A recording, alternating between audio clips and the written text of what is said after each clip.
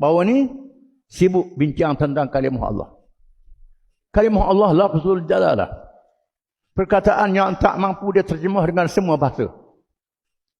Bahasa Arab. Tak boleh terjemah dengan bahasa lain. Terjemah dengan Tuhan, tak betul. Dengan God, tak betul. Dengan Khudai dalam bahasa Parsi, tak betul. Kerana Allah merangkumi kesempurnaan. Tak ada bandingan, tak ada tandingan.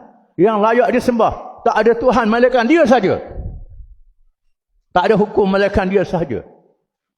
Tak boleh diabdikan diri, melainkan kepada Allah sahaja. Ini tauhid uluhiyah.